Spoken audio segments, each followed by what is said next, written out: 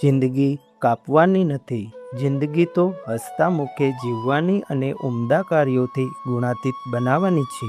પણ જ્યારે કોઈક આપણને આપણા ભલા માટે ટોકે કે વઢે ત્યારે આપણું મન કડવાશથી ભરાઈ જાય છે. તો આપણી ભૂલો બતાવનાર વ્યક્તિ પ્રત્યે કેવો અભિગમ રાખવો, ખરા અર્થમાં વિવેકી કોને કહેવાય અને અવિવેકી માણસ કેવી રીતે પોતાનું જ નુકસાન કરે છે, આ આખી વાત આપણને સમજાવશે સાક્ષાત શ્રીજી મહારાજ. તો ચાલો એકાગ્ર ચિત્તે શ્રવણ કરીએ વચનામૃત ગઢડા પ્રથમ પ્રકરણનું છઠ્ઠું. સ્વામિનારાયણ હરે, સ્વામિનારાયણ હરે.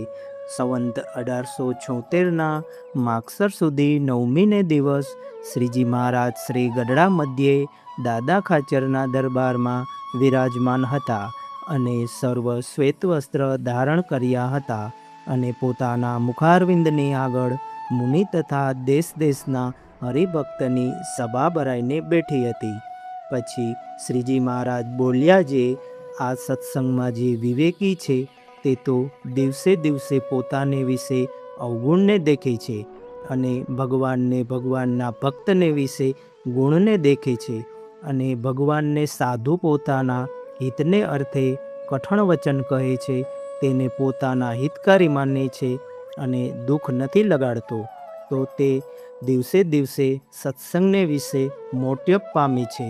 અને જે અવિવેકી છે તે તો જેમ જેમ સત્સંગ કરે છે અને સત્સંગની વાત સાંભળે છે તેમ તેમ પોતાને વિશે ગુણ પરઠે છે અને ભગવાનને સંત એનો દોષ દેખાડીને એની આગળ વાત કરે છે.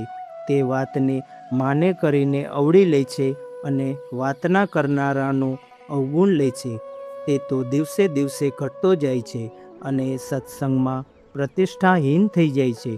માટે પોતાના વિશે જે ગુણનું માન તેનો ત્યાગ કરીને સુરવીર થઈને ભગવાન અને ભગવાનના સંતને વિશે વિશ્વાસ રાખે તો તેનો અવિવેક ટળી જાય છે અને સત્સંગમાં મોટપ પામે છે. ઇતિ વચનામૃતમ ગઢડા પ્રથમનું છઠ્ઠું. વહાલા ભક્તો, આ છઠ્ઠા વચનામૃતમાં શ્રીજી મહારાજે આપણા આત્મકલ્યાણ અને વ્યવહારિક જીવન માટે બહુ મોટી આરસી બતાવી છે. મહારાજ કહે છે કે સાચો વિવેકી એ છે જે હંમેશા પોતાના દોષ જુએ છે અને બીજાના ગુણ જુએ છે. સૌથી મોટી વાત એ છે કે જ્યારે ગુરુ કે સંત આપણા હિત માટે આપણને વઢે કે કઠણ વચન કહે છે ત્યારે તેનો ખોટો ભાવ લાવ્યા વગર રાજી થાય.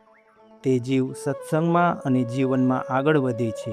એનાથી બિલકુલ ઉલટું જે અવિવેકી છે તે સત્સંગ કરીને એવું અહંકાર રાખે છે કે હું તો બહુ મોટો ભક્ત થઈ ગયો, મારામાં તો બધા ગુણ છે. અને જ્યારે સંતો તેને સુધારવા માટે તેની ભૂલ બતાવે છે ત્યારે તે અહંકારને લીધે વાત આડી લે છે અને સામે સંતોનો જ અવગુણ લેવા માંડે છે. આવો માણસ દિવસે દિવસે આધ્યાત્મિક રીતે નીચે પડતો જાય છે. માટે મહારાજે છેલ્લે અદ્ભુત ચાવી આપી છે કે પોતાના ગુણોનું અભિમાન છોડીને સુરવીર બનીને ભગવાન અને સંતોના વચનોમાં પૂરો વિશ્વાસ રાખવો. જો આપણે આ કરીશું તો આપણો અવિવેક ટળી જશે અને આપણું જીવન ખરા અર્થમાં ભક્તિમય બનશે.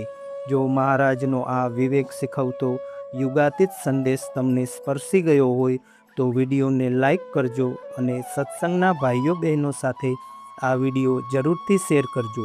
રોજ આવા જ આખા વચનામૃતના પાઠ સરળ અને સચોટ સમજૂતી સાથે સાંભળવા માટે અમારી ચેનલને અત્યારે જ સબસ્ક્રાઈબ કરી લો.